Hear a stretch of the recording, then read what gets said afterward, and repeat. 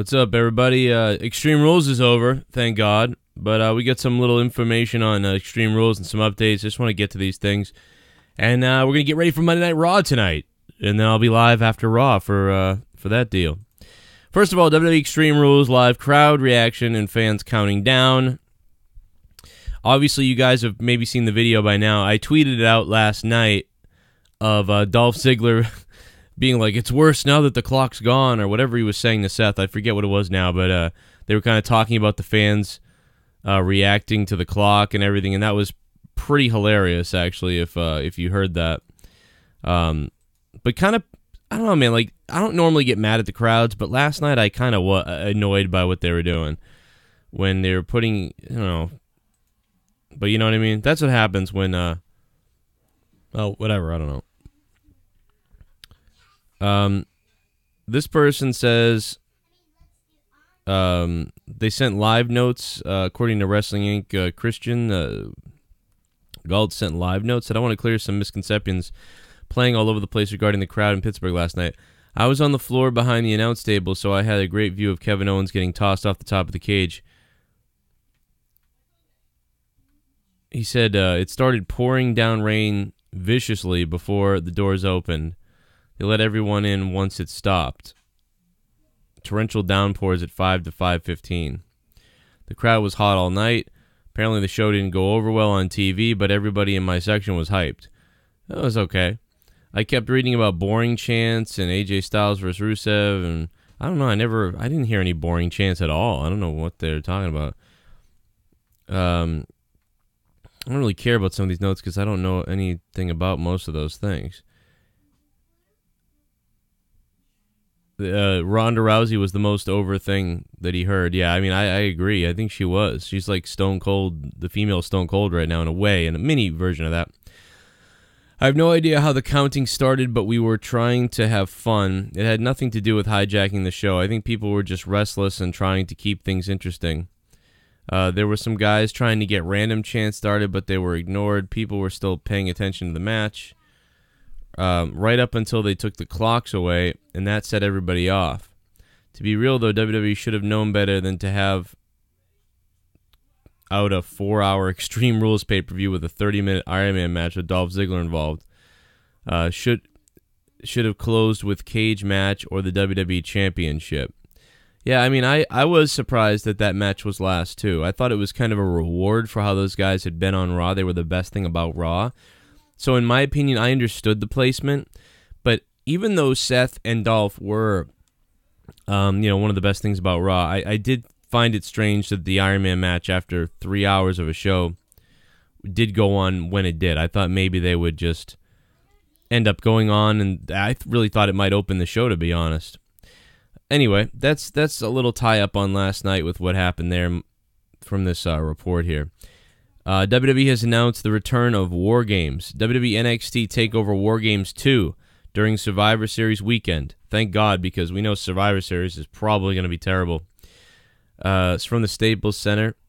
Tickets on sale Friday, July 20th, or at July 20th at 1 p.m.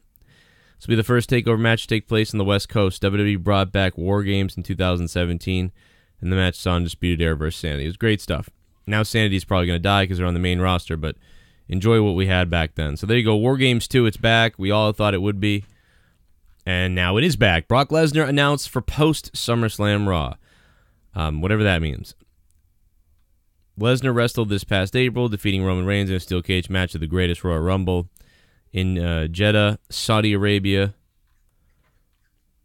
And it is announced that Universal Champion Brock Lesnar will appear live in Brooklyn from Monday Night Raw on August 20th, the night after SummerSlam. Bizarrely, he's announced for the night after SummerSlam, but we don't know anything yet about anything else. But maybe we'll find out tonight on Raw what's going to happen. Vince McMahon, absent from WWE Extreme Rules pay-per-view, late changes to the Extreme Rules card. This is an interesting little report here. PW Insider reports that Triple H and Billy Kidman took over in gorilla position during Extreme Rules last night. Kidman has been a producer for WWE since 2011. That makes my joke videos with the Road Dogg even more ridiculous because Last night, Vince wasn't even sitting there. It also makes the reports that people started putting out there that Vince was furious with the crowd for chanting. That makes them look like idiots because there was no Vince McMahon there last night. It was reported the original plan for the show was for the Iron Man match between Seth Rollins and Dolph Ziggler to open the event. See, that's exactly what I thought. That match would probably open the event.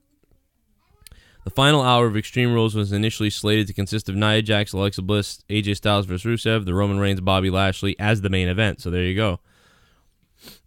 I don't know, but they don't say why Vince McMahon wasn't there. There's no report here to why Vince wasn't there. Or what the hell? Why was Vince McMahon absent from it, and why wasn't he there? There's no report on that yet. I have no clue, guys. I have no idea what to say about that. But there you go. I'll see you guys tonight after Monday Night Raw, right here on the Joe Cronin Show. Thank you, and thank you to all the new patrons who signed up. We're going to have a couple big podcasts coming to the Patreon where you can download the MP3s right there on Patreon app, patreon.com/Joe Cronin Show. So thank you guys to everybody who signed up. We'll be shouting you guys out throughout the weekend tonight on the Raw review and throughout the other stuff too. And of course, if you're a patron of if you're a patron of $5 or $10 or whatever, you make sure you send the questions to me so I get them. Hit me up on Twitter. Follow me on Twitter. Almost building it back up. I lost my previous 4 Twitter accounts, so we had to build back from 30,000. Got to 6,000, lost that one. Built up to 3,000, lost that one. Now I'm at 2,400 or something. So if you guys want to follow me on Twitter, go ahead and give me a follow at Real Cronin, and I might just follow you back.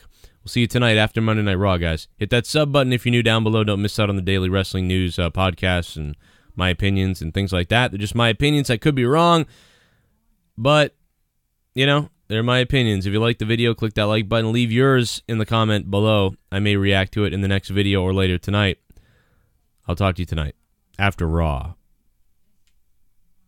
Check out some of these other videos you might have missed on the channel because YouTube doesn't send out all the videos. Check back on my channels every day because